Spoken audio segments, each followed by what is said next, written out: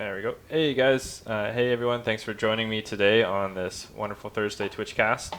I wanted to do a special Twitchcast today. Normally do Wednesdays, but I thought today would work a little bit better because we had the patch go live late yesterday afternoon, and today we have the Warpaint skins going live, actually as of right now, more or less, so at least the bundles as well. So I wanted to take some time to show those off and give credit where credit is due with the amazing group of skin modders that created these skins for the Polycount competition, the Warpaint contest that we held early this year.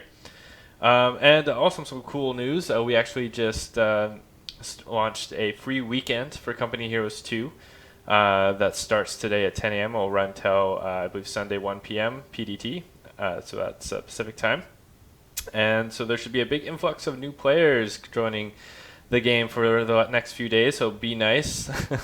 don't noob tune them too much. Help them out and try to get them into the game, as well as all the games for KO2, such as like British Forces, Ardennes Assault, Western Armies, Vanilla Game.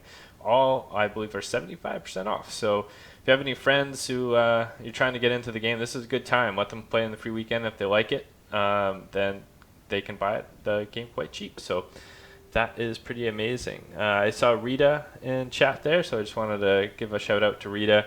I know she worked her ass off on making one of the skins that is actually being released today, so mad props for her amazing skin, which I'll show actually in a minute here. So let me bring up the in-game display here.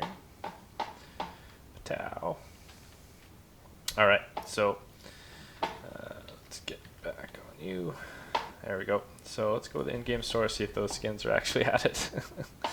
Hopefully. They're supposed to go live at 10 a.m. Let's see, skins. Skins. And maybe might have to restart because I don't see it yet. So let's close this. I'm going to exit out. And come back in just in case it is still reloading. But while we wait for that, also wanted to introduce a couple special guests that we have joining on the stream today. We have Gigi to the Machine, part of General's Gentlemen, one half of General's Gentlemen joining us. So say hello there, Gigi. Oh, hello. hope we're well. I hope you're as keen as I am for the new patch notes that we'll be discussing later. And we also have Mirage Flaw joining the stream today, who obviously is known for his competitive mod in the Steam Workshop, and a lot of his changes actually we'll be talking about today. So yeah, feel free to say hello there, Mirage Flaw, as well. Hello, everyone. How are you all doing this fine morning, or whatever time it is in your time zone? Morning for us Vancouverites here. Still waking up. Got my coffee and everything. Rifle's ready. Hey, Rifle's ready. Horrible menu frame rate. It is kind of weird. I don't know why the menu seems to just like eat frame rate. It happens to me as well. But anyway, that's another topic. So we're just loading back up the game, see if those skins actually are loaded or showing up. If not, we can always check them out at the end of the stream, because I definitely want to show these off. These are pretty amazing. They actually went live yesterday for about, I don't know, 20 minutes maybe when they weren't supposed to. So there was a few people who were able to snag them early. I know Stormless, I saw on stream, he snagged the Operation Husky skins early. So that was pretty hilarious. Nothing yet. Okay, well that's fine. We'll check back in a little bit. They're probably just still loading them up here, because they should be. Oh, unless I have them hidden. Could be the case. Counter scheme. No. Okay. No problem. So what we're here to talk about today is the update that went live yesterday. And I'm going to put GG on camera here. So just so you know, GG. You get the right one. So I'll stop picking my nose and doing incriminating things. All right. So you're on cam now. So we're going to talk about the update. And then we're also going to talk about a balance preview mod that actually is going live next week on April 27th. So obviously there's been a lot of community feedback coming in for the last little while. We've been focusing on a lot of different things lately with ESL running. We have the War Spoils update coming and the open beta coming.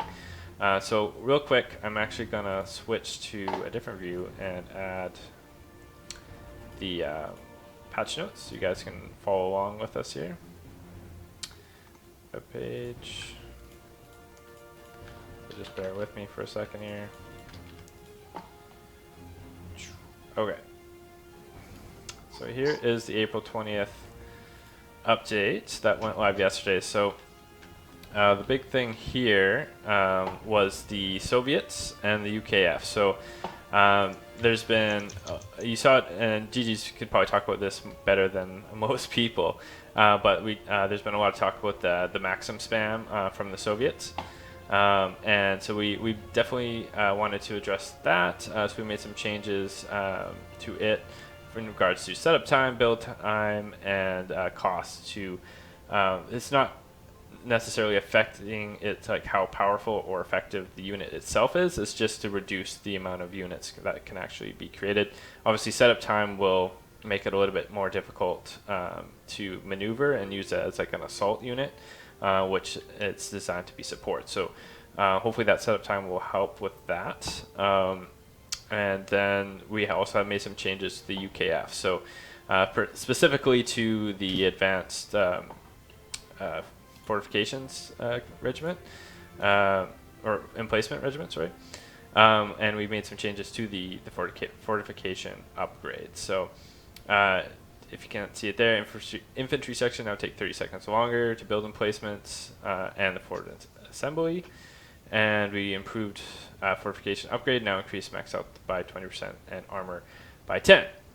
Change from increased by max health by 30% and armor by 40.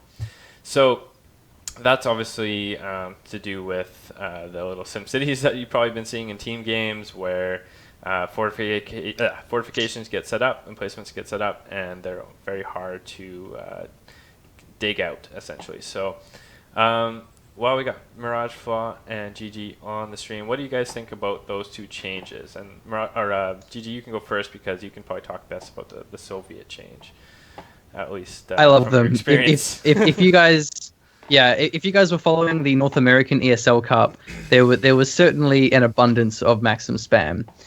It was pretty abundant. Just there was Maxims everywhere, and I really like these changes because it's not just as simple when it comes to balancing and patching. It's not as simple as just saying this unit is OP, let's nerf this unit. Okay, this unit is less OP now. You got to really look at what is actually causing the problem and why, and how to fix that.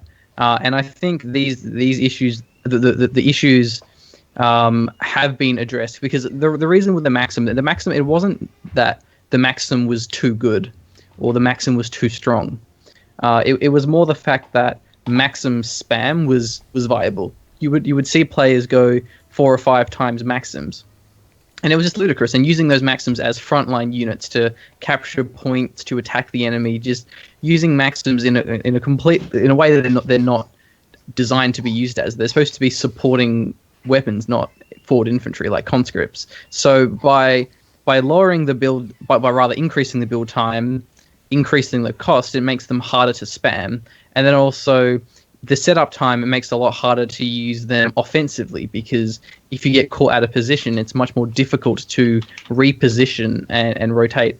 So it's still going to make Maxims as effective as they are, but it's going to be harder to use them on their own in just overlapping Maxim arcs. You're going to have to mix them in with other infantry, such as conscripts or penals or whatever else you have with you. So I really like how those changes were done, rather than just going, oh, let's just lower its damage, lower its suppression. Those would be really lazy changes that wouldn't really fix the problem, and then would then instead just make Maxims useless and people not want to build them. So I think with these changes, I think we'll still see Maxims, but I think we'll only see 1 or 2 Maxims supporting an army. I don't think we're going to see 3, 4, 5 Maxims. I certainly hope not, at least. Yeah, Mhm. I would agree with that too. Because like once you get that cost up there too, it doesn't become like a mid-term and long-term like late game strategies anymore. Because those wait times are increased as well. So by the time you got that many out, you're already going to be countered by something else. So I think hopefully these changes should be a positive one for the game. And I did see some comments in there about the suppression of the Maxims might be still too strong. It was like, well, you look at the actual arc of fire that the Maxim have, and it's quite small compared to other HMGs. So I think that's where it one of the reasons why it has a bit stronger suppression.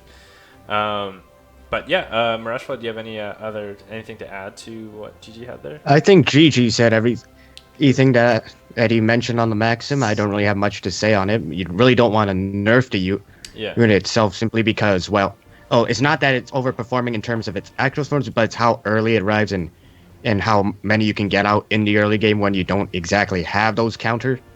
Mainly like, and you especially don't want people like, a lot of players aren't going to be building like 1 to 2 mortars in the early game because that really cripples your map control. Or if you're going with snipers along that further cripples your map control. But against Maxim spam, they can simply take control of the map with those weapons. Well, one thing that I want to add as well is a lot of the strength of Maxims comes down to Maxims in garrisons, and clearing them out of garrisons can be very difficult.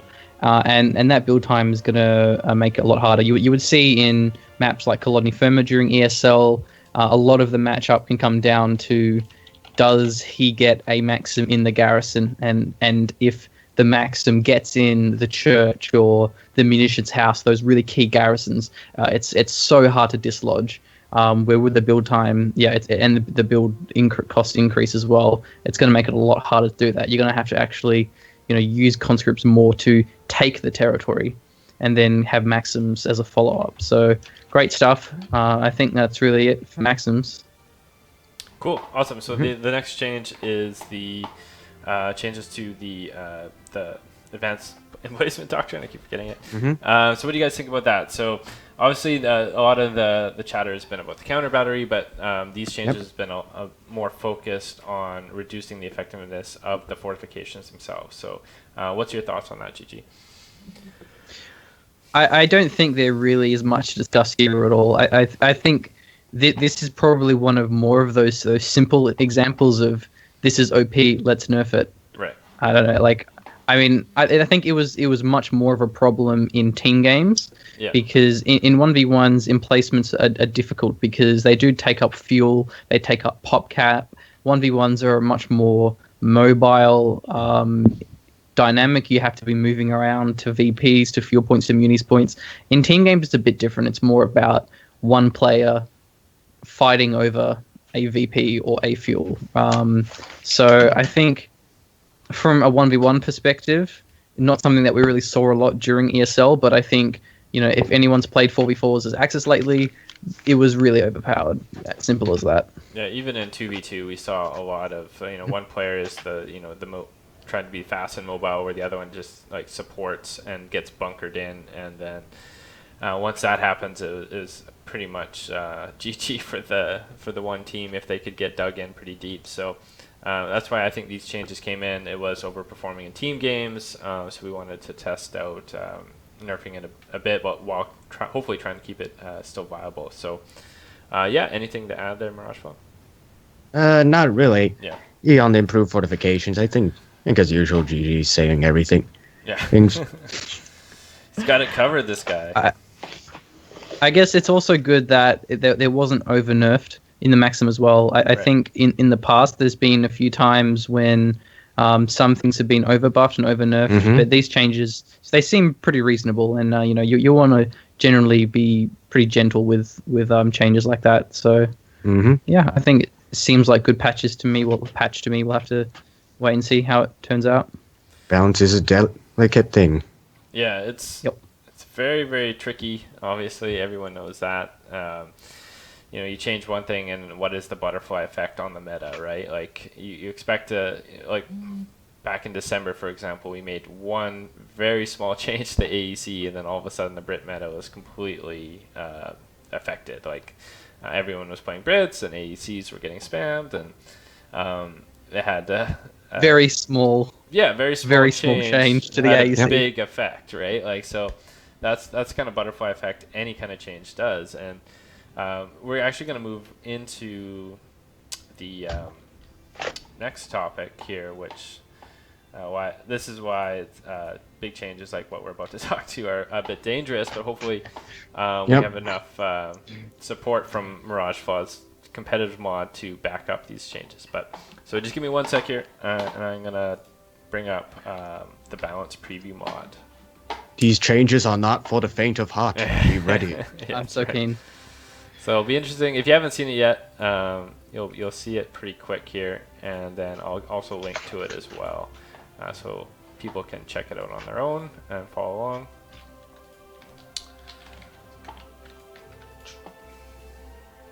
So this is the April 27th balance preview mod release notes.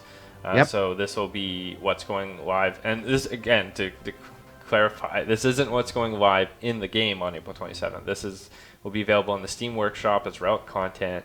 You'll be able to download it and apply it as a mod, in which you can play it on custom games to test out all these changes. So what we're looking at here again is a variety of changes, as you can see. So we talked about like how one small change can make a big effect. Well, here's a ton of changes, and hopefully each change has been balanced. So so this is where I'm actually going to hand this off to GG and Mirageflaw to talk about these. All right. Mirageflaw obviously had a huge impact on all these changes. Most of them are from the competitive mod that will be you guys seen, and then GG's here to help give a stronger analysis than I can, because he knows more about the dynamics of balance, or at least about the game in terms of competitive play than me. So feel free to start up there, guys.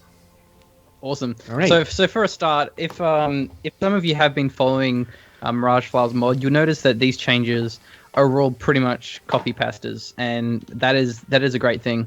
I think it's actually very noble and modest of Relic to be like, you know what, actually this community member, this random modder guy, like he actually has a really good idea of balance, and it doesn't happen very often.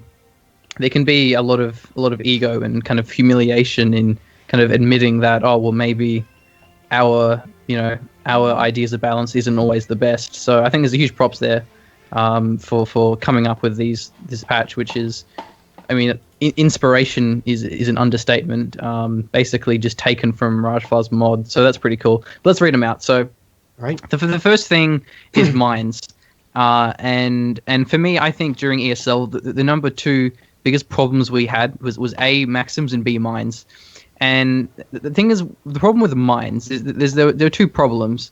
The first thing problem with mines is that due to the way that clumping works, you would often have mines that will just one-shot squads. So you'll have a Vet 5 squad of Oversolve, or whatever it is, and all of a sudden they'll just die to a 30 munitions mine. And that's just so frustrating for the player. And it's also the fact that your squad would often be at full health, so you could just be leaving out of the base, preparing to go out and capture, and you could just lose a squad simply because you didn't bring a sweeper along, and bringing a sweeper along with every squad in the game is just not viable. Especially in the late game where you're capping. Yeah, so the thing is, the problem with mines doing that wiping is Company of Heroes is a game about unit preservation. And you would have really good unit preservation, really good micro, and then you would just lose a squad to a random mine, and that's just really dumb. I mean, you should always be rewarded if you have good unit preservation. So basically, the mines have been changed, so they do less damage, so they don't actually kill models. But what they do is they heavily wound a squad. So it means that if your squad hits a mine, it's going to not be combat effective. It's going to lose all its health, but it'll still have enough models that it won't get wiped. You can retreat it, heal it up.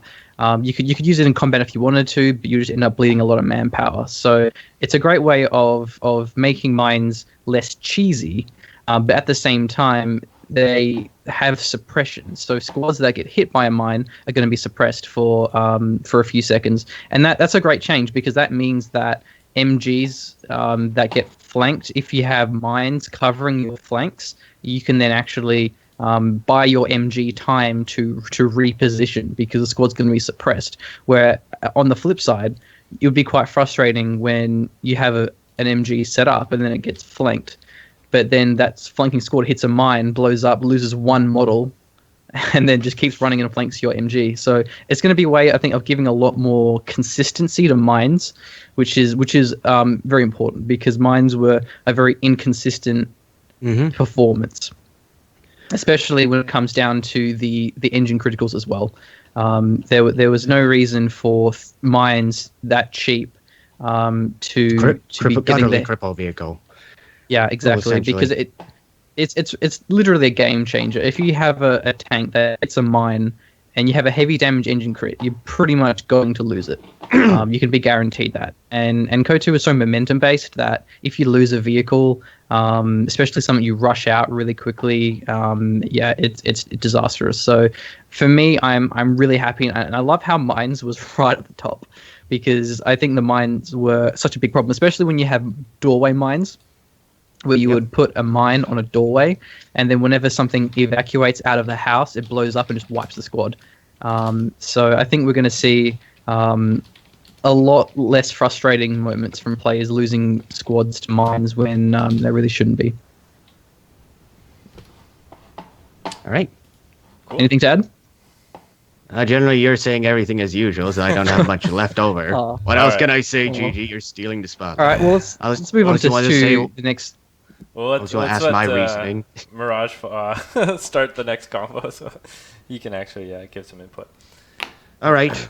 On to our next change. All grenade abilities that are not snares have their range reduced by 33%.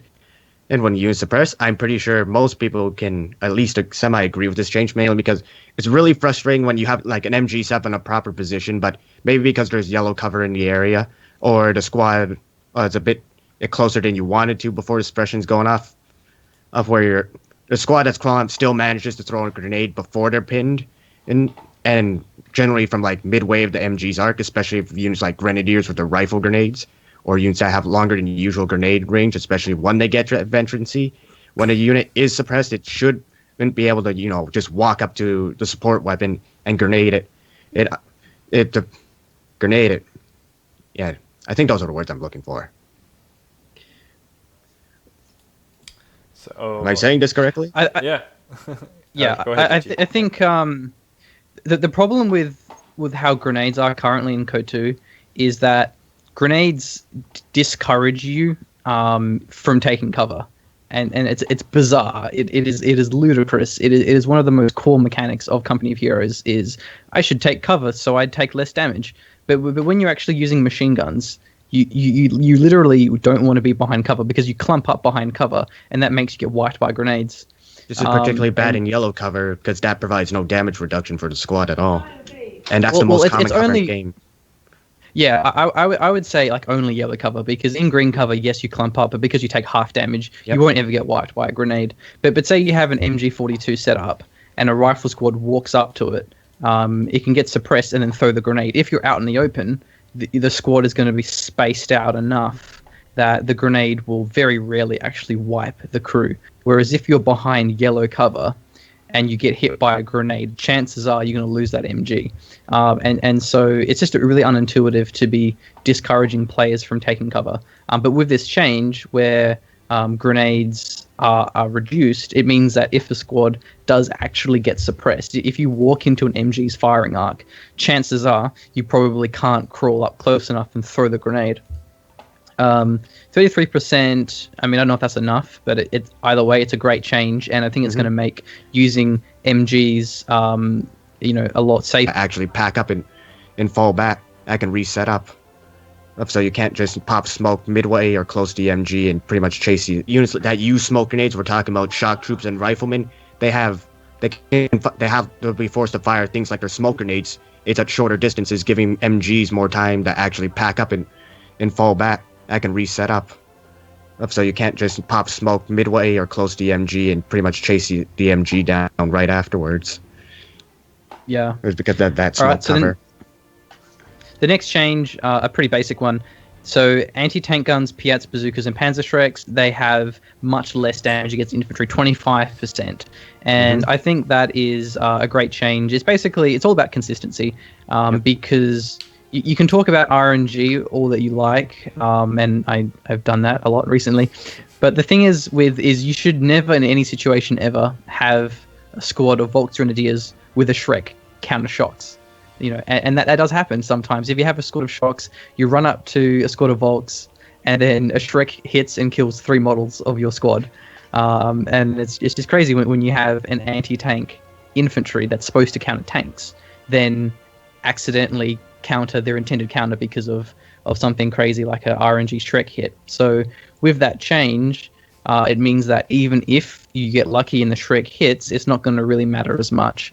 I think it was also a big problem with Piats too, and bazookas, mainly probably Piats because you have a lot of them. So I think with this, we're going to see SMG infantry be more powerful. And I'm such a big fan of that change because SMG infantry in KOTOR are very neglected in favor of LMG infantry. It's kind of like, well, I could get Thompsons or I could just get LMGs. And part of the reason why is because when you get up close, the way that scatter works is your infantry-based AT, your Shreks and bazookas are going to be hitting more.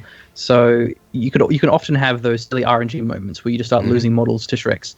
But now getting up close with those Thompsons, with those SMGs, is actually going to be more rewarding and less potentially punishing. So I think that's excellent because that could lead to more SMG heavy playstyles, which I think is something that KOTOR is lacking at the moment.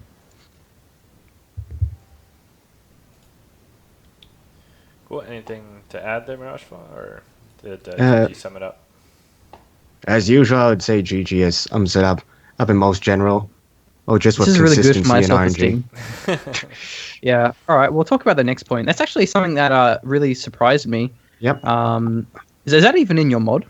No, there were no changes to how units spawn. I'm not exactly sure how this change is going to work, because that means technically a faction like Austere can get Grenadiers and stuff on the field quicker than usual, but also means like tier 0 infantry will also be arriving on the field sooner, because they're spawning directly from the building, so we'll be seeing a lot of core infantry hit the field faster than usual. Yeah, I feel like that could have a lot of unintended consequences, because I remember earlier how I was saying how the maximum build time is going to prevent you from taking garrisons early. You could push the building up. You could push the building up and build those maxims faster. Where before everyone would generally spawn at their same spawn points and have, I'd say, maybe generally equal time to reach the battlefield, because you're spawning off map in the same positions over and over. So I think this is one of those things that we're going to have to just wait and see how it actually affects gameplay, because I don't know. Yeah, I've never seen it before in your mod or anything, and it has potential pros and cons. So I feel like talking about that is just going to be speculation more than anything actually constructive. Mm-hmm. So I think we should just move on to my favorite change. Snipers. One of them. I'll talk about this one. I hate them so much. All right. So yeah, awesome. Snipers, we can all agree with. They're very powerful units because of their ability to one-hit kill infantry models in the field. However, actually killing the sniper, especially Austere and British snipers, thanks to their cloak, are very difficult to kill with small arms, because not only do they gain their cover bones, but they're relatively hard to hit to begin with.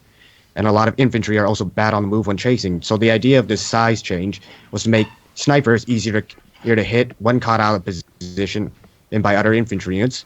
And the cooldown and aim times was the idea of like, your sniper shouldn't be more effective against infantry or closing in. If you want to use your sniper, he should be in the rear of the line and supported and firing off from the very back. He shouldn't be able to essentially force off squads by himself, simply because he's shooting faster the closer the squad that is approaching him is.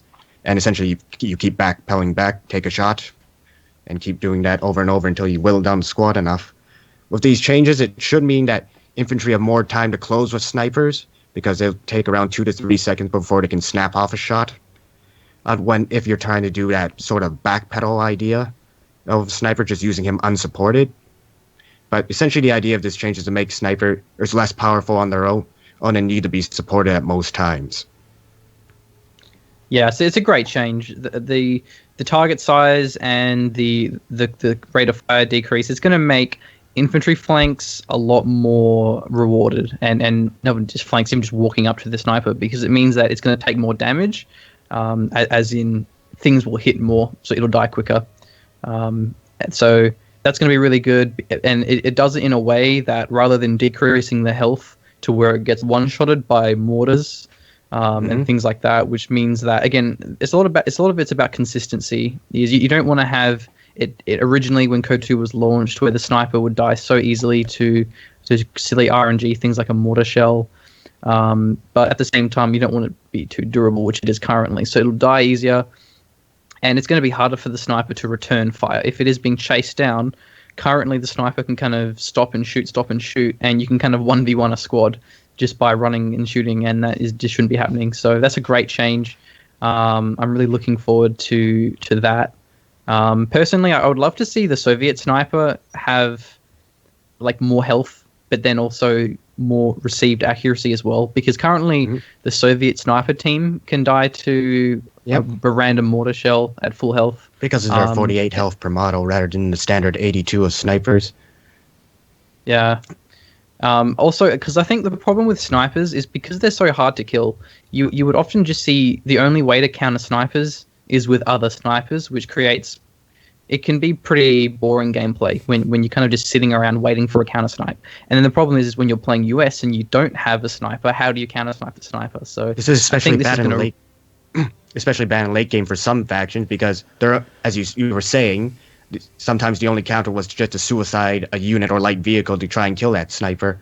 And at the point is it really worth it at times to get that sniper, or not? Yeah, I think. This change in particular is a massive quality of life improvement for US. Soviets, because you had conscripts with URA that was 6-man squads and didn't bleed a lot of manpower, the sniper wasn't a huge deal. For Brits, you had your own sniper to counter snipe, but for US, you just had nothing. There was no way to counter the sniper properly, and I think it's going to make US a lot better to play.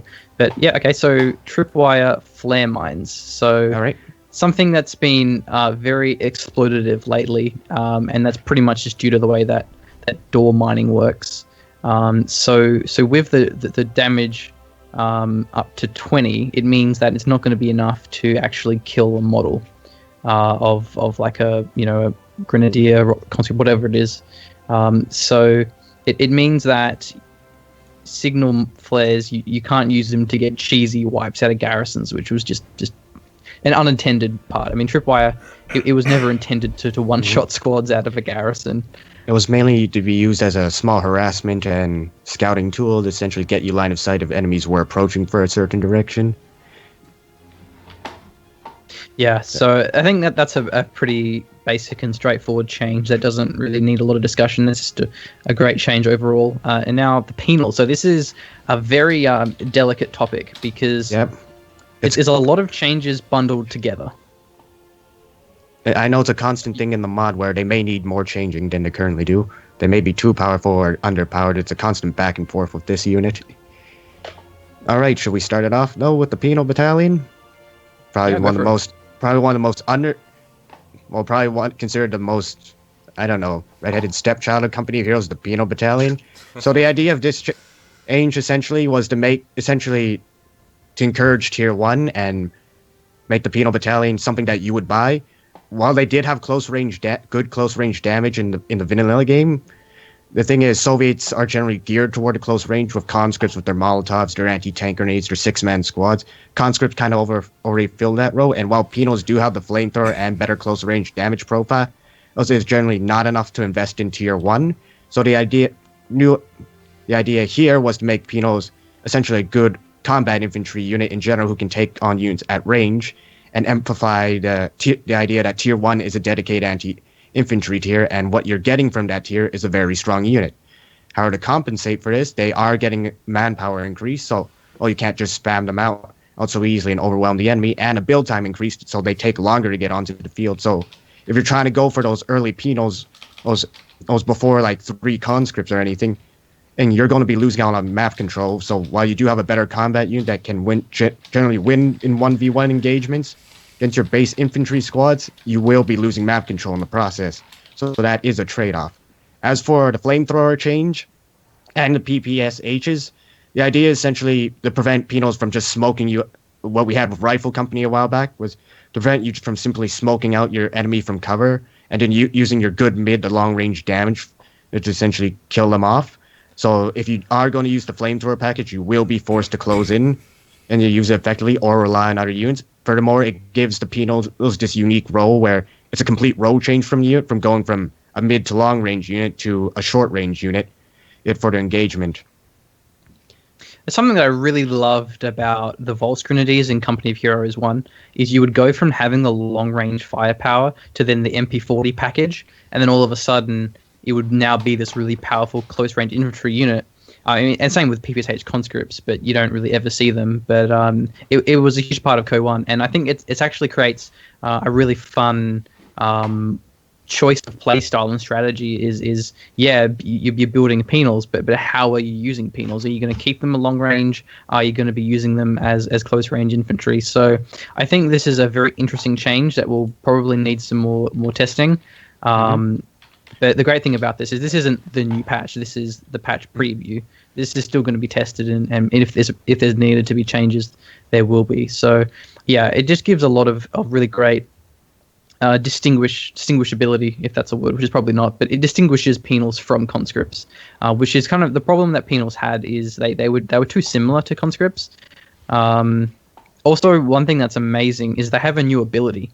Tripwire Flare is now the last man, which they get basically stronger the more models they lose in the squad, and that's actually really significant, because it's a common complaint that people have had is the overlap of the Vet 1 abilities in both Soviets and Wehrmacht, where guards, I think shocks as well, conscripts, engineers, all the Soviet penals, everything have tripwire mines for some reason. Yeah, everything everything has that ability, and it just doesn't really make sense for them to share it. So by having something different, it just makes it a little bit more interesting, and I hope down the line we see some other units get more abilities like that. For example, Pigrens, Grenadiers just have something to make them have their own little flares and unique quirks. So yeah, a great change. We'll have to see how it plays out. Either way, though, even if it isn't at first the most balanced thing in the world, it's going to create a lot more interesting and fun gameplay. But one concern I have with this change, though, is I feel like penals aren't... A lot of the reason why they aren't popular now is just because of how inaccessible they are. They don't have any AT grenades like conscripts, but also because they're tier 1, it means you don't have the Zis gun follow-up. So going penals, it's very risky because you don't lack any AT. But then when you put that in a team game scenario where the lack of AT doesn't matter because you have teammates to compensate for that, then maybe that they will be overpowered or such. But there is that issue. Sorry? But you also have the thing with their build times. I've been experimenting in the mod that to get your first penal to actually reach the field, it takes like 1:30, and by that time, it's generally 1 to 2 other units have reached the field, and this is you going one conscript into penal, so you are losing a significant amount of map control. Well, by having that take longer to build. Of course, it is a team game. In team games, we don't know how it is, but I still think it's generally you're going to lose a lot of map control, and your allies has that issue of being double teamed early on while you only have one unit on the field.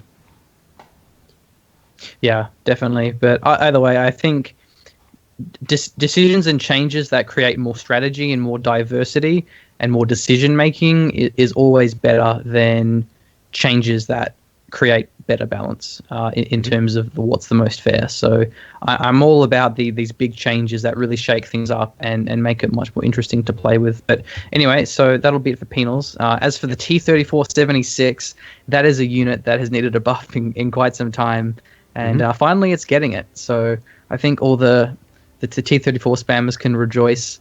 I know, I'm rejoicing.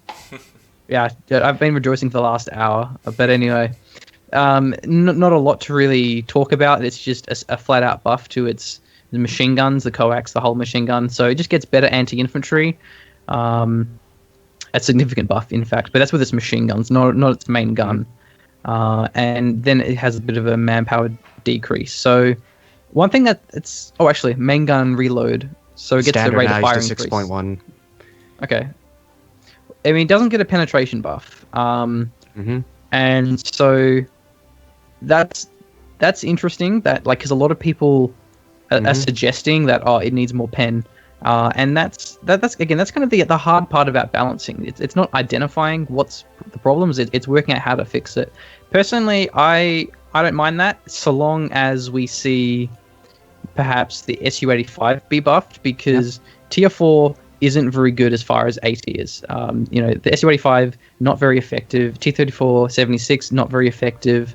But if the T-34 is specialized into more of an anti-infantry role, which it kind of is now, and the Su-85 is maybe a bit toned up, just so you have all of those tools that you require. Because currently the T-70 is more potent against infantry than the T-34, which doesn't really make any sense. But even then, it is actually buffed against tanks. Because it has. I will argue that I don't mind the T-70 actually being stronger than the 34-76 against infantry, because it is a light, dedicated vehicle and does give it a purpose later in the game. But the changes here for the T-34-76, not just the machine guns, that just give it more power for protecting the other units that's going to be supporting it. This is mainly going to be Su-76, Su-85s.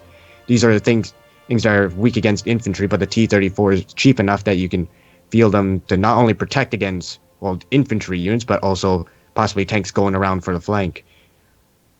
Yeah, and it's getting a decrease in manpower and a rate of fire increase. So either way, it is still technically a buff to anti-tank. So that should be good. We should be seeing a lot more of the T-34, which is currently very neglected.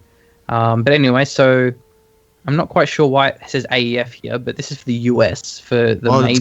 It's called AEF in the editor. If you just want to know, it's not called USF. It's called AEF in pretty much all the files. For the Americans, if you want to know. American forces, essentially. Yep. American Expeditionary Forces? Yeah, something like that. I assume? Yeah. Okay. Right. So the change just how it says Osthia for Wehrmacht as well. Yeah. Right. Anyway. The internal discussions. Basically that's how they were referred to a lot. So anyway, go ahead. All right, so this is a change that GG definitely likes, but the idea of major artillery and increasing its performance is to give the U.S. forces some actual heavy indirect fire that they generally lack. They have the Pack Howitzer, and I don't really think you can count, but the M8 Scott, but those aren't really powerful heavy indirect fire units for the mid to late game. They're not really that great at shifting units from position. Yes, they can cause casualties and all, but even then, U.S. forces doesn't really have any that big oomph to actually force things like pack walls or machine gun nests or MG crews to actually relocate it in a proper manner, unless your say Pack Howitzer is at Vet 2. And the changes here is to make it more accessible, because the major RE was previously, I found, too expensive, so the idea of making it cheaper was to make it actually useful, so you could actually see your major being used other than as a retreat point, someone who will be moving up with your forces to call in artillery to break positions that you destroyed right now. However, the reduction in his range was essentially to prevent him from pretty much just staying at the very back, operating retreat point, just dropping artillery from there, while units are defending in from, I don't know, a quarter of a map away. And the recharge time was also increased to prevent constant artillery spam and to match other indirect fire units. So the major is this weird unit that you pay munitions for to act essentially like, I don't know, a mini Panzerwerfer that drops shells instead of rockets. Or just some sort of shell. I love the major buff. I mean, major arty buff. Not only was the major arty probably the most worthless ability in the entire game, it needed the buff desperately. But I think also, as you mentioned, it was a very important buff, because US currently has no artillery. They have the Pack Howitzer, which is expensive and can get taken out really easily by, say, a Panzerwerfer or a Stuka or something.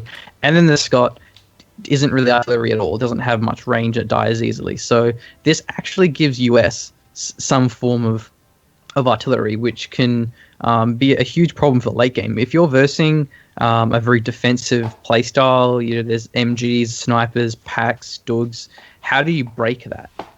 You don't have any indirect artillery, where if you're Soviets, you just get a Katyusha, not a problem. So I think that's going to open up some potential for the late game US in terms of dealing with campy playstyles, which is currently far too hard for the US. So I think that's pretty great. I'm not sure if I agree with how it's done particularly. I would perhaps maybe have preferred to see it stay expensive, but then get a AoE buff. But Either way, though, it's a great change to have major artillery much more viable and actually start to see players utilize that. Hmm. Anyway, so now we're moving on to the Osthia, the Brumbar. So this is basically just a patch full of everything that I've wanted buffed for so long. This one is, again, pretty straightforward, not really much to discuss, but it's cheaper, has a more standardized reload, so it's going to be reloading a bit quicker on average and just more consistent, a bit more AoE, heavy crush, which makes it crush hedges, right? Yep. Yeah, pretty much the heavy tank carcasses, the hedges, certain other obstacles. The main idea of giving the Brumbar heavy crush was because the vehicle has because of its poor mobility, rotation rate, and all that, and the fact it's a fixed gun, it really hurts its mobility in terms of how it can operate in the field. Well, because I'm pretty sure everyone's seen a Brumbar getting stuck on something at one point in their life, if they've actually seen it. Who hasn't? And the idea of the cost decrease is essentially the Brumbar is mainly a dedicated anti-infantry. Yes, it can hurt tanks to an extent, but you can generally dodge those shells unless you're sitting point blank with the Brumbar because of how its shells generally arc. Being a dedicated anti-infantry vehicle, and while it is heavily armored, it is very slow, has poor mobility, and needs to get up close. As being essentially 15 more away from a Panther, 20 more, and while the Panther does have worse anti-infantry capabilities, the Panther's a lot faster, can fill the role of anti-tank, and can still harass infantry with its own machine guns, so this gives the Brumbar, makes the decision between Panther and Brumbar are a bit more, I don't know the word you would put here. Viable. Viable, yeah. Oh, not viable. Viable, or makes it more Diverse, I guess. less one-sided, less one-dimensional, if we're going to get fancy. But anyway, also combined with that is the fact that the tier 4 for Wehrmacht is cheaper, and that's something that's been needed for a while, I think. Generally, Wehrmacht meta is pretty straightforward. You go tier 3, you build a Panzer 4, you maybe build a second one, you maybe build a Stug, then you get a Tiger. Or the command tanks. The command tanks. You would very rarely go tier 3, tier 4, and have that transition because it costs so much to go from tier 3 to tier 4 that you might as well just keep building tier 3 units or go for a call-in. The only times that you would ever really see people actually go tier 4 is when we'd have something like Ostrupen, where you wouldn't have a call-in tank, but you would get the strength elsewhere. So I think this really opens up tier 4 playstyle, both Panthers and Brumbars, a lot. And I think it actually might be viable now going tier 3, tier 4. You have a Panzer 4, but then maybe you want to follow up with a Panther or with a Brumbar. Maybe you go Stug into Brumbar. And I think it's going to give you more options and more play styles, which I think is pretty cool. Always, more decision making, more strategy, more choices. Yep. It's exactly what balance should be. It shouldn't be about win rates. Yep. Do our factions have 50-50 win rates? It should be, does every unit and ability have a reason to exist? Does it create decisions for the players to actually consider, rather than just defaulting to building the same units every game? So hopefully, players will experiment with this, and also the great thing about this change is it opens up different commanders. It's a problem that we had for a while when KOTOR was first released. Is call-in units were determining which commanders were actually used. Where with this, because you can go tier 4 a lot easier now, and the Brumbar is better. You might see more players not relying on the command P4 on the Tiger. That sort of stuff. So yeah, great changes for the Wehrmacht, and now this is probably one of the more controversial changes. Yep. But I think this is absolutely necessary, and I think most people will agree. And so for a start, I think it's important to look at this change with the Volksgrenadiers and not think of it as a buff or a nerf. It's not to make Volks weaker or stronger. It's just to make Volks a less cheesy unit, to make Volks fit the frontline infantry role a lot better. Basically, they're losing their Panzerschrecks, But instead of Panzer Shreks, they're getting the STG-44 package. So it gives them 2 STG-44s, which increases their short and mid-range for munitions costs. And then they also get a Panzerfaust ability, which is unlocked after the truck. So first thing just to say quickly before we talk about this is this is very ambiguous how it's listed here. I can only assume that the way that this is actually worded, it does actually say at the top, by the way, it says at the top, please note that these changes have not had developer comments added in yet, and a more detailed explanation behind them will be announced in the near future. So in Mirage Flood's competitive edition mod, the Panzerfaust is different to the regular Panzerfaust that you see Grenz and Fallschirmjägers and such have.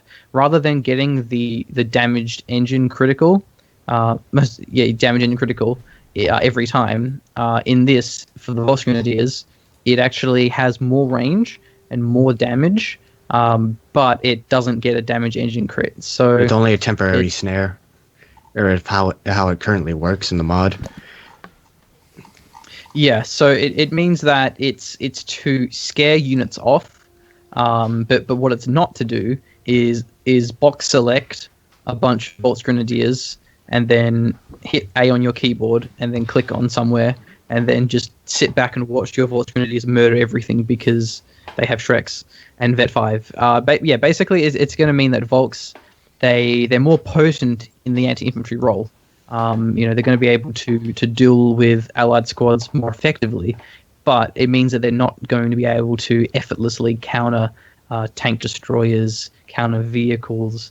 And what it's going to do is it's going to dictate that OKW players are going to actually have to unit mix a lot more. They're going to actually have to think about what units do they want. It's going to make Raketens a lot more important. It's going to make the Puma maybe a bit more incentivized because that has a really strong mid-game anti-vehicle role. It's going to make more need for AT. Maybe you'll see more Jagdpanzers come out because you can't just rely on having a blob of Volksgrenadiers with a Shrek.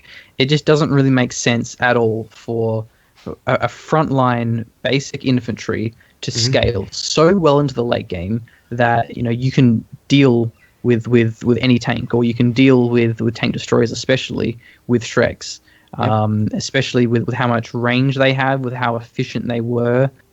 So I think that's a great change, and that's going to really increase the skill cap.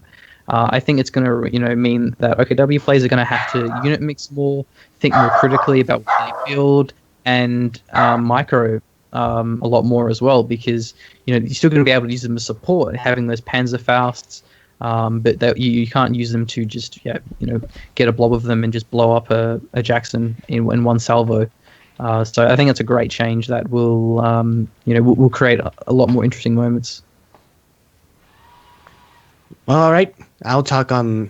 Well, this goes on to our next change of pretty much OKW doing more unit mixing, which was the MG34 being available from the Battle Group HQ. But what I find another reason that OKW generally had the blob is because to fight other blobs of infantry, they had to group up their troops because they had no viable way of actually suppressing those infantry units without tossing more manpower at the problem.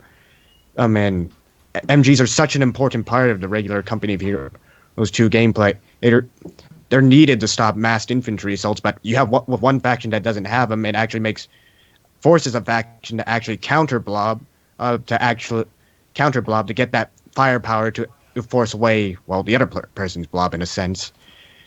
And the MG34 also got a few increases to its firepower, so it's not still relatively one of the lowest damaging HMGs, but you'll actually notice the damage now happening to nearby units.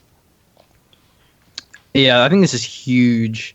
Not only is the MG34 going to be on the faction without requiring a commander, it's getting a buff to its accuracy, which was pretty lousy. Look at the fire accuracy, doubled the fire accuracy. It's a huge increase. But also remember, don't forget about the change to the grenades earlier. When units are suppressed, they have less range for their grenades. So this is actually a really big buff to OKW, to the MG34, and especially since then, OKW, you're actually going to be able to use the MG42, the Wehrmacht MG42, the much stronger one, combined with those other changes. So a lot of people have been complaining Thanks, Carl. I appreciate your annotations. That's my input. Yeah. Yep. Yeah. Thanks. Anyway, You're so welcome. it means that dealing with those blobs, the rifle blobs, which everyone complains about, it's going to be a lot easier, and it's going to mean that also US players have to micro more.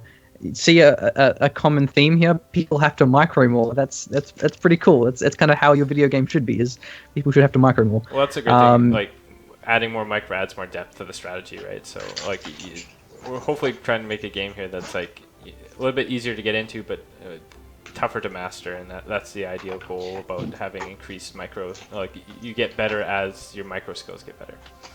But anyway, yeah, and as a shoutcaster, it's so important that you actually have those skill differentiators that allow players to stand out by actually having those big flanks, by making those plays rather than just blobbing Volks and one-shotting something like that.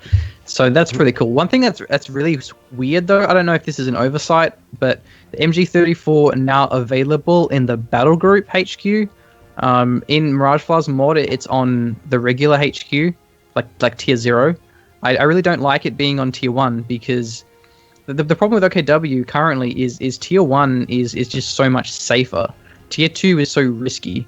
But you don't get healing, you don't get the garrison clearing, the ISG, and now if you don't get the MG34 if you go mechanized, I just think it's going to be even less incentive for people to go mechanized, which is not good. It should be more reason to go either. If it's on the HQ, like in the mod, then you can go either tier building and still have access to that. So I personally really hope that gets changed to the HQ.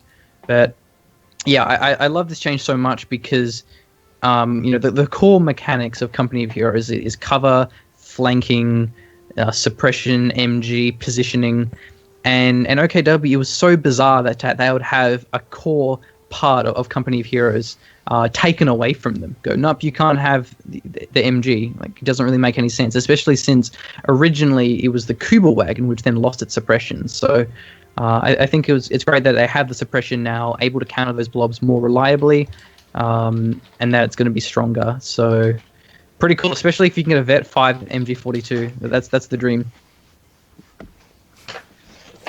Dream. All right, cool. Let's see here. So where are we at? We're on UKF now, I believe, right? Yep. All right, sweet. Going back to the webpage, we can chat about that. So Mirage, why don't you kick us off there? So the early reason of getting starting resources for a bit more for the UKF in the early game, the idea was because it's a bit more standardization with the other factions in terms of how much manpower you start off with. You even have OKW starting off with around 300-ish manpower, despite the fact they have Sturm Pioneers as start, and Brit units in general are very expensive. Most of them, unless you're counting the Universal Care, are 280 per cost. So having a tad bit more manpower means that second unit will be arriving a little sooner and get those units out in the early game faster. Yeah, I think that's a cool buzzword, isn't it? That's a nice, fun marketing buzzword. Standardization. Standardization, consistency, all that good stuff. I love that. So, yeah, that's also one of those things that's not really worth discussing much. It just gives Brits a bit of an easier early game. Yeah, I think it's just standardization is quality of life change for the Brits. Yep. Now the next thing is actually pretty cool. The infantry section, and Carl, you have a degree in marketing, right? So you're all about buzzwords, aren't you? That's right. Synchronization and optimization. Optimization. Yeah. Be careful where you say that. The angry mob will rally. Okay, so the infantry section. So the artillery flare has its range increased and almost doubled, in fact. And I think that is an absolutely huge change because for the sake of standardization, garrison clearing is something that Brits can suffer from. And the part of the reason is they don't have flamers. Unless you go the Wasp, which is... I mean, that's difficult because it dies very easily to the Scout Car, to the Shreks. It's not well, not Shrek's anymore, but Faust's Raketten. It's not a very reliable anti-garrison clearing method. So having the artillery flare, it's going to allow Brits to actually dislodge garrisons and fortified positions. If there's a MG42 in a house in a really crucial spot, like if it's on Arnhem checkpoint in the church, or Kolodny Firma, or the choke point, the cutoff on Angoville. There's a few of these maps, Semoski in particular, where if you lose the early game momentum and your opponent locks you in your base with an MG and your Brits, and you go, "Welp, I have 0 flamers." But by having the arty flare with a big range increase, it means you can crawl up to the MG, throw the arty flare down, and it's going to have to force the enemy player to actually evacuate the MG and reposition that. So I think that's basically, if nothing else, it's going to be an anti-garrison method for Brits, but also it can help dislodging packs or just defensive playstyles in general. Area deny. It just gives you a lot more flexibility with that ability. Mm-hmm. Yeah, so just going to jump in there real quick. I know I saw your message there, Marshall, that you have to take off. So, just thanks so much for joining us today. I really appreciate it. No problem. Your changes are also much appreciated by the community, and hopefully you can have you on stream again soon. All right. Thanks so much. All right, thank you. All right, see ya. Thank you, everyone. Thanks, Marshall. All right, well, in that case, I'll take over, I guess. Yeah. That's cool. We'll let you finish up here so with the rest. Yeah, we're almost done there. Yeah. So the next change is the veterancy requirements have been increased. So that just means that it'll be taking a little bit longer for those infantry sections to actually get their vet. And in case people are wondering what it means by both variants, that would be the tank hunter infantry section, the one that gets the boys AT rifles. So I mean, they have very strong vet bonuses, so it's just going to make them vet at a similar rate to other squads. They seem to vet up actually a lot quicker than other squads, so I think that's just making it a little bit more even, I guess. Anyway, so the Firefly. So this is another very interesting change, and I think this is amazing, because the thing is with the Firefly, it was a pretty cheesy unit. It was pretty gimmicky in the sense that the Tulip's rocket damage, the burst was so high. You could actually one-shot 100 to 0 KO a Panzer IV or any tier 3 tank for that matter if you hit both Tulips, which you can do through a shot blocker, through a garrison, through a hedge, and then a single shot from the main gun. So as an Axis player, if you look away from the screen for half a second and all of a sudden, oh, where'd my Panzer IV go? And that's just really frustrating here. You should always have counterplay and a chance to respond. So what they've basically done with the Firefly is it's going to have less reload. So it'll be firing quicker, which is good because currently the reload was way too high. But then the Tulip's rocket actually does less damage. So you won't be able to wipe those tanks so quickly. But not just that, it actually gets more utility. It gets a blind critical on penetration, which stuns the tank for 2.5 seconds. And I'm a little bit confused by that because it says on penetration, but I'm pretty sure the Tulips cannot bounce. See, this is why Mirage Fly comes in handy, because he knows these things. He can talk about He's the master, game knowledge person. I don't think it can actually penetrate. No. It can actually bounce, but anyway, it doesn't. it's going to no. have. Yeah, I've They never seen it used bounce to- at least. They used to bounce, and that was actually a bug that got fixed. So they don't bounce now; they just explode on impact. Right. Okay. Cool. Well, that's good. Anyway, so it's going to have more utility. It's going to be able to give you a bit of a debuff to your opponent's tanks. Plus, then it's cheaper, which is good because Brits were quite munition starved. Between Tulips, between your weapon racks, between your commander abilities, it was a bit starved for munitions, and it's less reload. So I think overall, it's just consistency. We keep saying it, but consistency of the Firefly better overall with its main gun. Because I found that most players would generally neglect the Firefly. They would just go for Comets because Comets are more reliable. They're more damage against infantry. They would have more health, more armor. They can all in. They can kind of go for the rear armor, and it's just easier to use than a Firefly. Firefly, they were high risk, low reward. But with this change, they're going to be able to be a tank destroyer a bit more consistently. But also with tulips. Tulips were really cheesy. I don't think many players realize this. We saw it, I think, from Von Ivan in ESL. Is tulips will actually wipe squads inside of garrisons. If you had an MG42 in a garrison and you tulips that garrison, it wouldn't blow up the house, but it would just instantly kill the squad inside. And that was unintended. The Firefly tulips wasn't supposed to wipe squads in houses. So that damage half should prevent that from happening.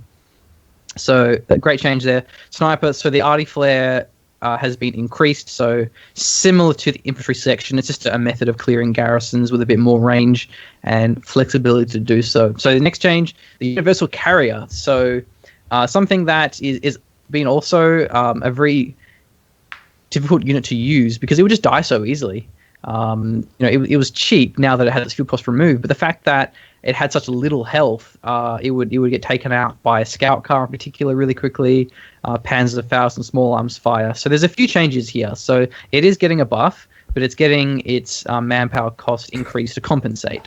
So the Vickers K, the upgrade, is a bit more powerful now, has more range, and has better cooldown. So it's going to be able to kite infantry easier. So that means that against Grenadiers in particular, I guess now Volks, now that they have their Fausts, is that is you can attack them and you can kite them a bit easier, have more range. And other than that, though, it gets more health when upgraded to either the Vickers or the Flame Projector. So now that's actually important to look at the health value that it currently has, because it won't change how quickly it dies to like a Raketten or a Pack. It still dies in 2 shots. So it's not going to be taking 2 shots and then driving away. Even to Panzerfaust. The Panzerfaust does 120 damage. The Universal Carrier has 200. With the buff, it'll have 240. It'll still die in 2 Fausts. But it just means it has a little bit more breathing room against the 222, which would kill it probably a bit too easily. So you'll have a bit more freedom to play around with it. It also has self-repair. Currently, the self-repair requires Vet 1 in order for you to actually use it. So you wouldn't really be able to use the self-repair. And then, when you get to Vet 1, you're pretty much on your Tier 2, in which case you can just build engineers anyway. So it wasn't a very useful ability. But now that you can use it off the gate, it's going to allow you to be a lot more aggressive. Because with the Universal Carrier, even if you traded a... Uh-oh. I think we lost your audio for a sec there. Oh, really? Yeah. You're back now. Oh, no. You're back. At least on my Am I good? I don't know about the stream, but I can hear you now. Okay. So, all right. Well, my apologies then. I don't know where I stopped. So, wait, what was the last thing I said? You were just nearing the end of your talk about the Universal Carrier there. I think on health improved and has self-repair somewhere in there. Okay, yeah. I guess I'll just say that again, and if I repeat myself, too bad. Okay, so basically with the health buff for the Universal Carrier, it won't increase the amount of shots it takes for a Pack or a Raketten to wipe it. So it'll still die in 2 shots from those, but it means it'll have more health against the Scout car, the 222, which is very important because it died too easily to the 222. It was too risky against Wehrmacht, and it'll still die in 2 Panzerfaust. So it's not going to be a lot harder to kill for the most part, but just a bit more breathing room. Also then, with the self-repair, that's a really good change because the self-repair previously required Vet 1. And the thing is with that is by the time you hit Vet 1, you would pretty much be on Tier 2 and could have access to your Royal Engineers. So you wouldn't really ever use that ability because you would just get Engineers instead. Where now that you have it off the gate, you can actually use the Universal Carrier a lot more aggressively because then if you lose half your health, previously you would have to retreat, wait until you have Engineers, and then repair it, where now you can go in, do some damage, drive out, repair, go back in. So it's going to allow people to use it more aggressively. And I think that's how it should be used as an aggressive tool for Brits, which currently they lack. In the early game in particular, they struggle trying to be aggressive because they don't have many options. But now the self-repair buff, the the other changes to it, you should be able to see that unit used a bit more flexibly. So now the last change before we wrap this one up is counter battery. So I'm assuming that's to do with the emplacement commander, where that's good. On the emplacement commander, the counter battery, it was a toggle. You would leave it toggled on, and then it would automatically fire. Where now you have to actually time it. You have to activate it. You have to press a button, and it lasts 30 seconds with a long recharge time, and it costs you munitions. So a great ability, a great change, because now it actually involves player interaction. You have to actually time it correctly. You have to actually pay for the munitions where previously it was free. So it's just something to create the player to think more about what they're actually doing, and the skill differentiators. You have to actually use it yourself. So a great change that will increase the skill cap. So I think that the summary of all these changes, it's about consistency, it's about increasing the amount of skill, it's about giving more options for the players in terms of what's viable, what they can build, and just opening up the metagame and opening up the versatility of these factions and giving players more tools to respond to different situations and adapt correctly. So I think these are some really awesome changes, and it's going to be a massive increase to the quality of Company of Heroes, which recently has been a bit stale. We haven't had a major patch in a while, and we've seen ESL really bring these issues to the forefront. And the main issues that I have with Code 2 are basically being addressed. Maxim's already nerfed, mines are changed, snipers being nerfed. It's looking really promising, and I'm really keen to not only start playing 1v1s pretty seriously again, but also seeing these top players, what strategies they come up with, seeing the different meta develop, and casting that, bringing it out to my YouTube channel, and just a breath of fresh air. Yeah, so definitely looking forward to seeing the reaction from the community on these changes. Obviously, these are balanced mod changes. These aren't in the game or are scheduled for the game as of yet. I already know there's a big thread on it in Kotu.org, so definitely give us your input. I'd love to see your input on the official forums as well, that are now live. So I'll be starting a balanced discussion next week in there when the mod does go live. So can't wait to hear your feedback. Yeah. Go ahead. I think the most important thing is, rather than sitting in a forum and just theory crafting all day, yes. I really think play it. Please play, because the best way to really iron out these problems, and there's a few things in here that I don't quite agree with. As I said, the MG34 being on the battle group, the change about where units spawn from the tier buildings, that's, I think, is going to have a lot of consequences. These sort of things, they need to be tested out. Penals may be a little bit over buffed, but these things, then they need to be tested, and that's the great thing about this model of having the balanced previews, is it actually gives people time to react and to test these things out and to fine tune them. So I do really encourage you guys to actually play this when it comes out. And what I also really, really encourage you to do on a personal level is send me replays. Callum at generalsgentleman.com. If you have, can I please have permission? Yeah, just 1 sec. And even if you have a good replay of this mod, please do email it in. There's plenty of great casters. I know we have AE in the chat at the moment. Generalsgentleman.com. I still can't post links. And then if you get, is it? Oh, for me it's not.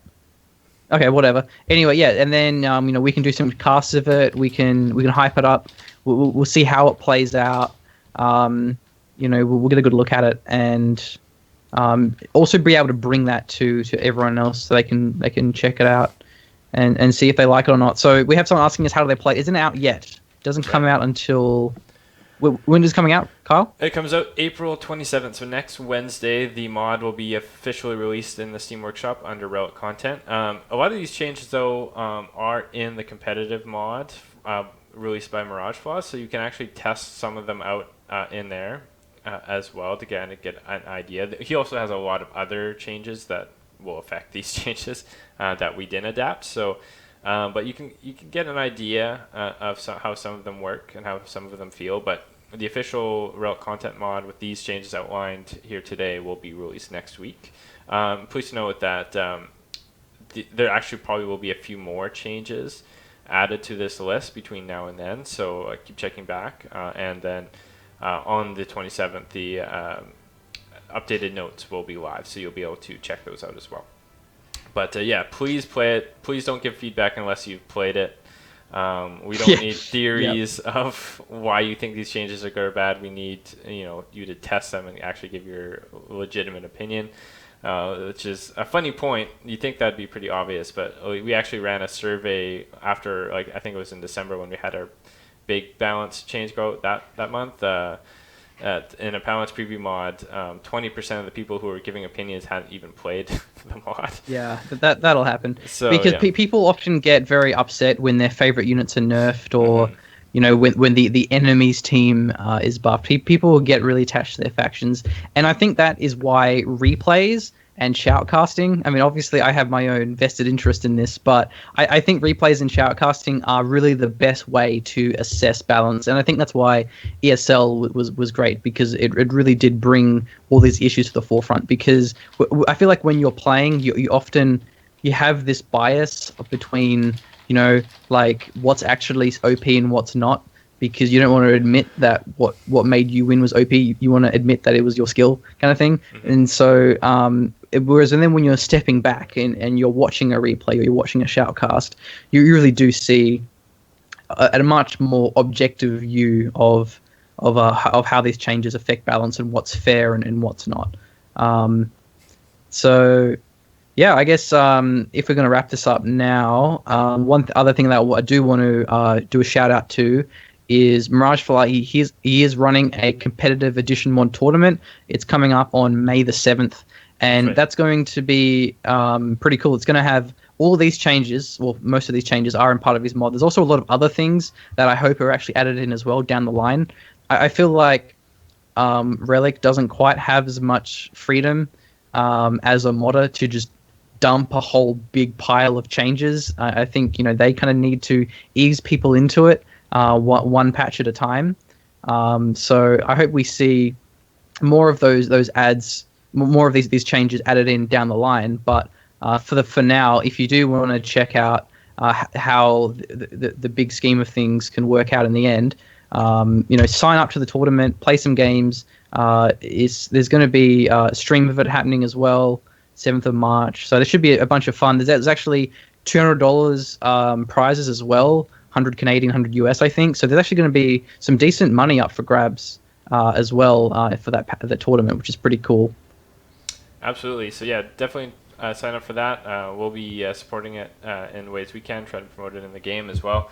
And before we wrap up, I can confirm the skin packs for the Warpaint competition are actually in the game, in the store right now. So I'm just going to quickly swap over there for you guys to have a quick look.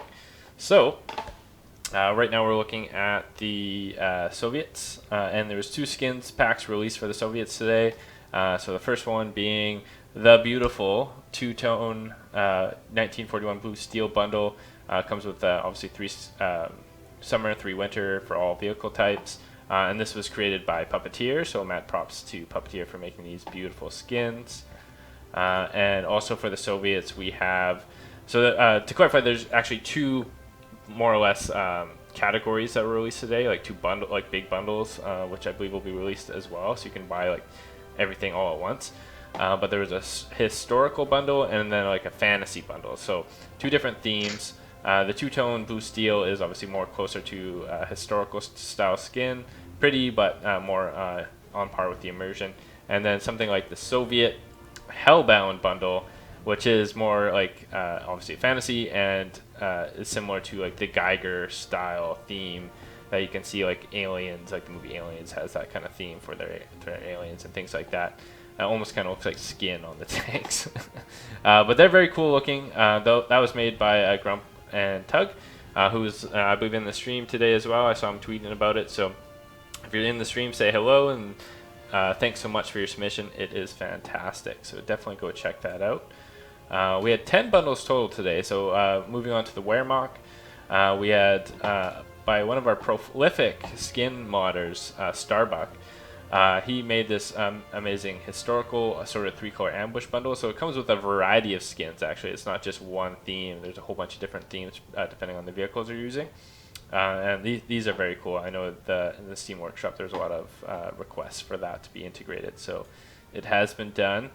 And I think that was it, actually, for the Weremock.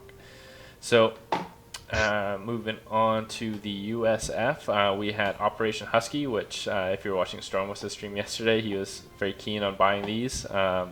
He sneaked in there and got them before they were released, officially released. Anyway, so this was created by FX. He's also got some other very cool skins in the Skin Workshop right now.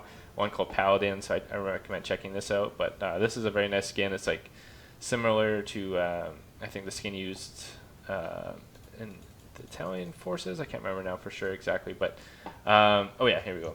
The Invasion of Sicily. That's where I remember seeing it. So that's a skin used for that battle. So it's very cool to have that integrated, as well as the fantasy skin Tiger Shark, which is one of my favorite skins. Amazing, done by Solstice, community member.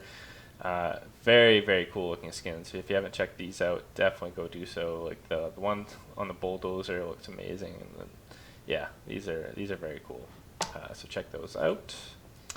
And moving on to the OKW. So this is where Rita made her amazing Ardennes improvised ambush pattern. These are beautiful skins. Definitely check them out. Support your fellow community members. Support Rita. And go check out this skin pack right away.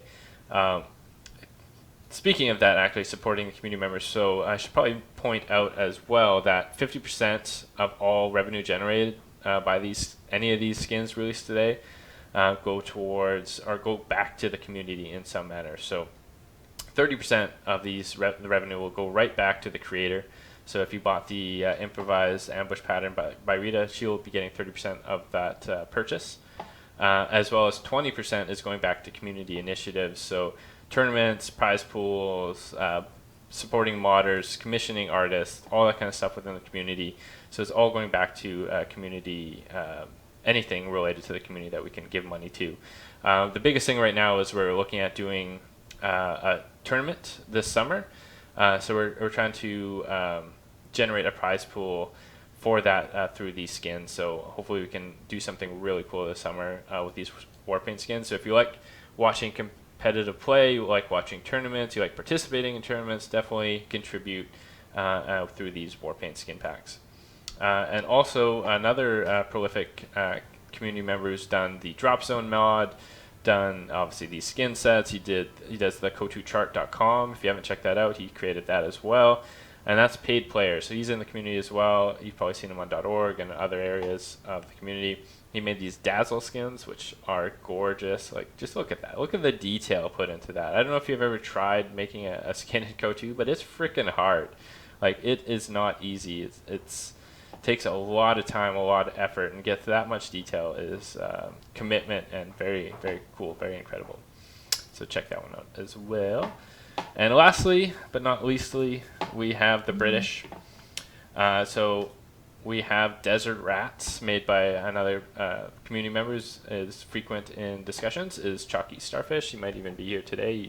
Paid players in the chat. So awesome. Glad to see you here. And hopefully Desert Rats are Australian, right? Yeah, I think so. Anzac Pride, boys. Woo! Yeah, representing the Australian. I'll buy that. And the North African campaign, these camos were used there as well, similar to Operation Husky. And I just heard that I missed a skin, so I'll go back actually one sec. So yeah, Desert Rats, these are cool. These are one of the top voted skins in the curated pathway. And some more skins for the British, which they don't have a ton. before I go back here, I'm just going to show off the British Wood and Iron. These were actually these didn't get a ton of votes because I guess people were worried about like the immersion aspect of them, but these are actually very, very cool. The wood and iron skins, obviously they look like the tanks are made out of wood and iron, so they look like they're almost like a steampunk kind of theme to them. So that was made by Shuriken, so shout out to him, making these awesome skins. Again, one of my favorites that were made in the Warpaint competition, just my personal opinion. And going back, I missed one of the fantasy bundles. There it is. So Anaconda, another one by Solstice, very cool looking skin. Gives it like scales on the tank, very neat. That is for the OKW as well, so check that out. And I believe that is everything. So for those who are worried, because these obviously are integrated into the game, so anyone who buys these can use them in auto match.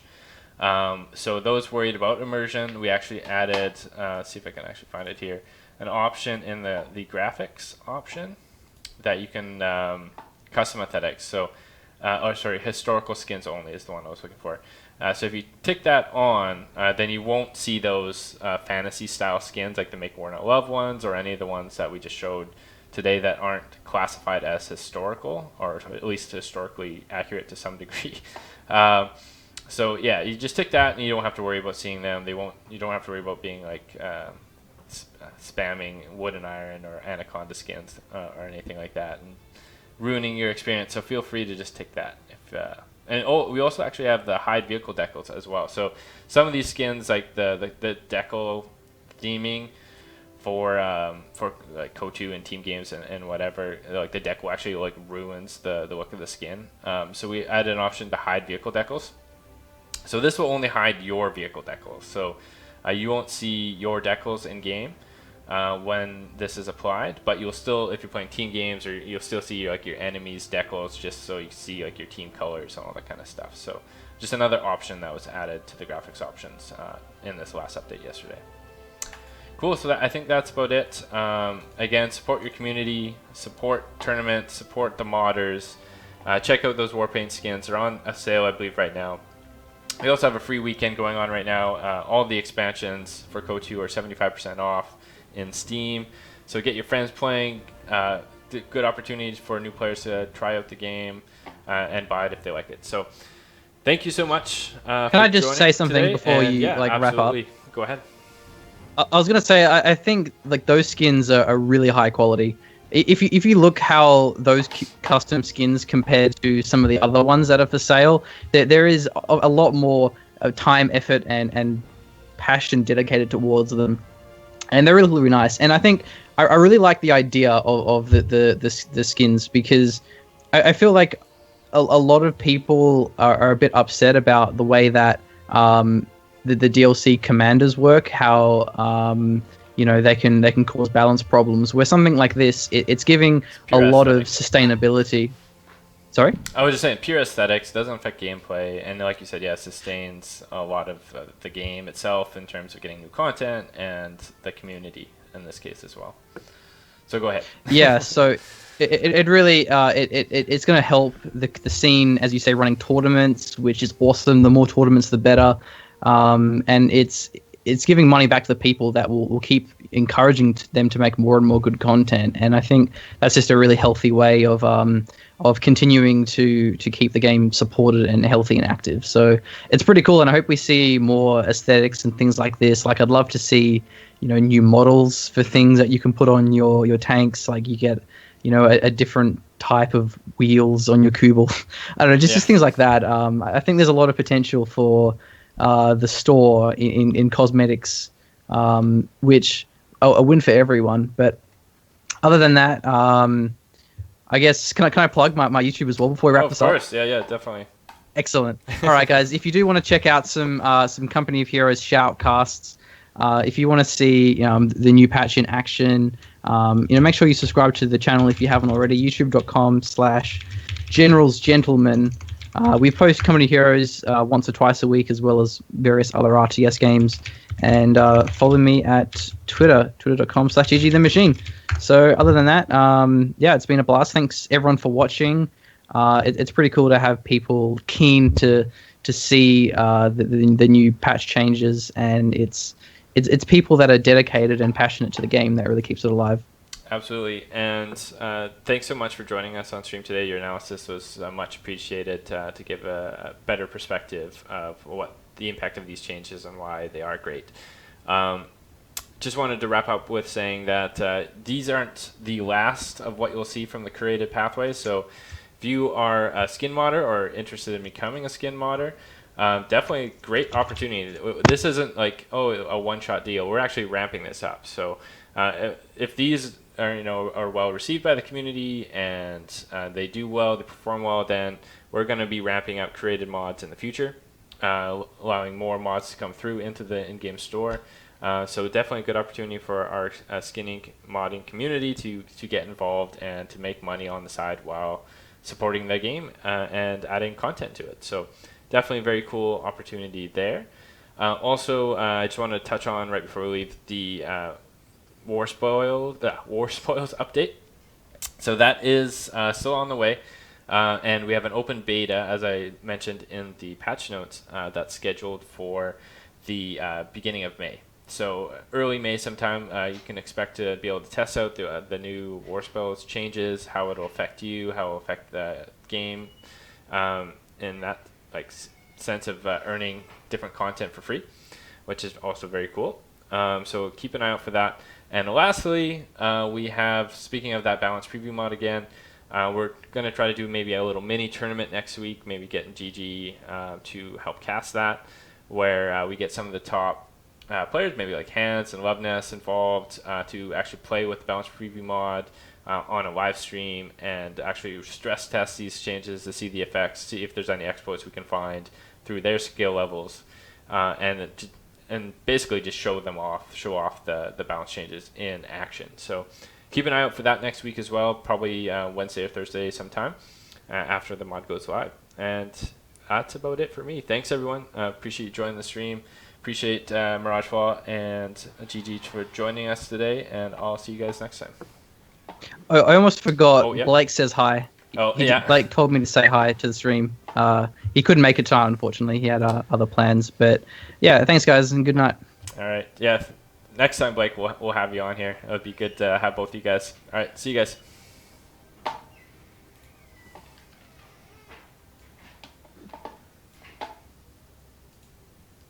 Cool. Are we done?